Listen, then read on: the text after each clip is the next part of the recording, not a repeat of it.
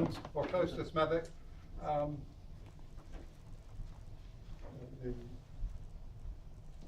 And the orchard project. There we go. Good afternoon, everybody. Lovely to see you. I've probably come further than anybody today because my church, Holy Trinity, is right next door. This is an orchard project that we have in Smethwick. The idea is, why you might say, why an orchard? It's on an allotment site, but we decided on an orchard because we wanted something that was really forward-looking, that forced people to look ahead, not just for this season, but seasons ahead, and think about what they were doing, not just in terms of their own generation, but generations to come. We're backed by all these different groups, so we were started as a multi-faith group. The idea actually arose in a visit to the Abrahamic Foundation, just down the road, when somebody was talking about a square in the middle of Damascus, where there were fruit trees growing and people just pick an apple as they went through, and it was such a wonderful idea. But well, why can't we produce something like that in Smethwick? So the Abrahamic Foundation, the Akalbunga, Gurdwara, up at the top of Londonderry Lane, Little Watch, Smethwick Can and Sandwell churches together have all been involved, and near neighbours gave us some very generous funding to start us off. These were our main issues. The first of these really was about community cohesion. We, recognising the sort of unity of purpose that we've seen here, we wanted everybody to be trying to work together and learn to work and live with each other.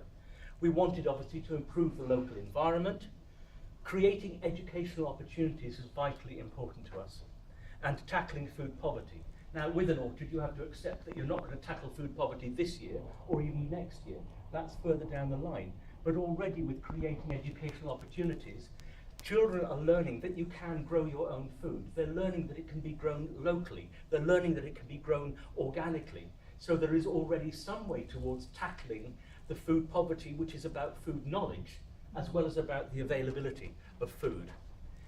I don't know how well this is going to show up. This is where we are. We're in the middle of an allotment on London, on Manor Road, so not far away at all. The orange that you can see there is our orchard site, and the purple we've just taken on with Holly Lodge High School to be a herb garden and picnic area, fully disabled accessible, which is going to be quite an effort in the middle of an orchard, middle of an allotment, but we'll see how it goes. February 2017, we found this area on the allotments, and we thought, right, okay, when we went to look at it, we realised this was not a volunteer job. We needed the tough guys from the council to help us first to clear the area. Hadn't been used for about 3 years. This is what it was like.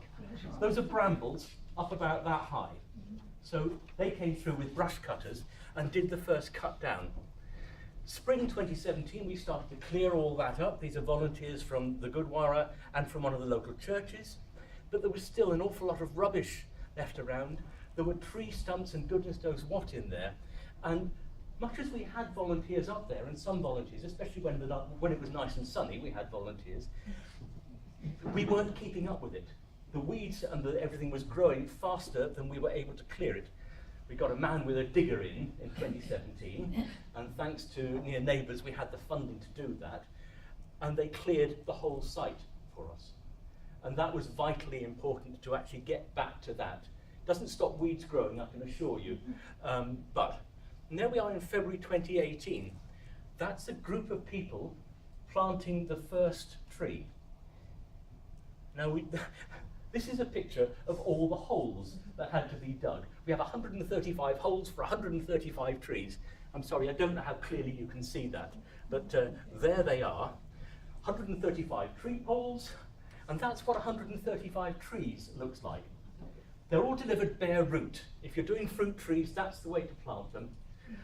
These arrived in a blizzard. We're talking about climate change. These arrived in a blizzard and had to be healed in immediately so the roots didn't get damaged. But we got it done, and gradually we got planted. And we got apples and pears, plums and cherries. We've picked our fruit so that we have as long a harvesting season as possible. It goes all the way through from the end of June to early November. So apples and pears, plums and cherries, and few for interest, like quince, figs. Who knew you could grow figs in an allotment in Smethwick? I certainly didn't, but we have our hopes. And medlars. The children love these. My apologies, but their other name is dog's bottom fruit, which seems the children like it anyway. We had to pick the right rootstock. We didn't want trees that were going to be so high that community people, volunteers, couldn't pick them. So we had to pick the right rootstock so that they ended up the right size.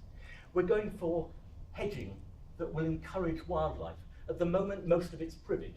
So as bits of privet die, we're exchanging it for this, which includes all sorts of hedgerow fruit, as well as other hedgerow trees. You were talking earlier, somebody was talking about flooding at the wrong time and no water. I spent most of this winter taking water off the allotment. We had to dig trenches all the way through to try and drain the water that was coming out of natural springs all over the place. All the holes that we dug for the trees. Every time you emptied 3 buckets of water out, it tipped it away, came back, and it was full again.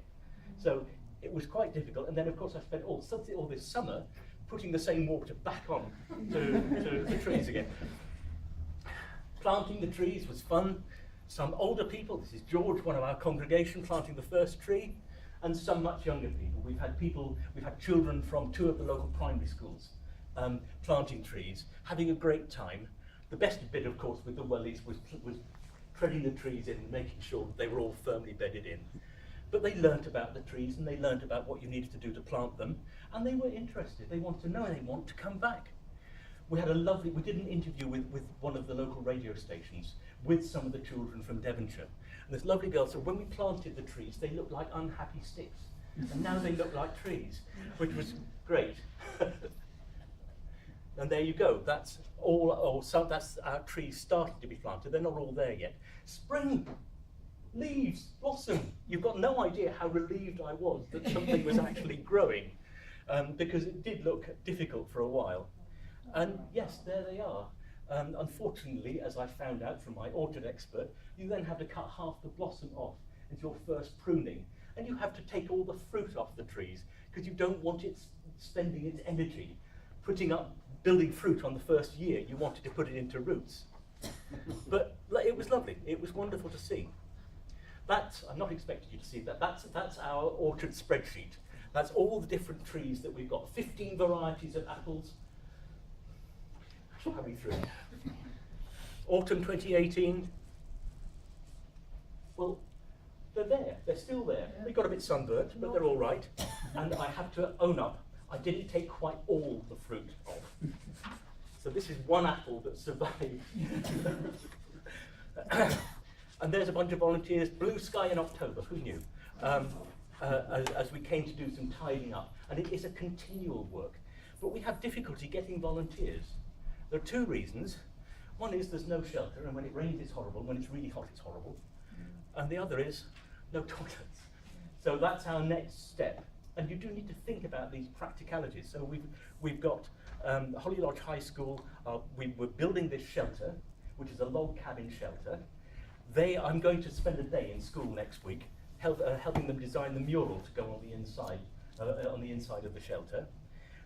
That's going to be our accessible herb garden and picnic area. And that is going to be our composting toilet. Hooray! So it's all done ecologically soundly as we can and not connected to the mains, so all important. And finally, last slide is just this. This is not a one-off. We want this to be part of a growing Smethwick picture of people having orchards. School grounds.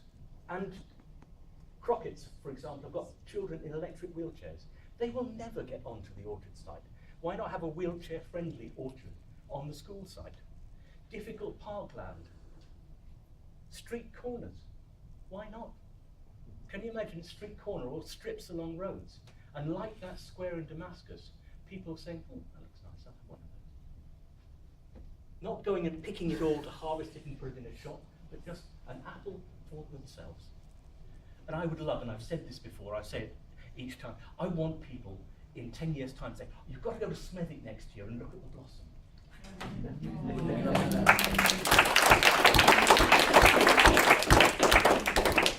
Thanks very much, Nick.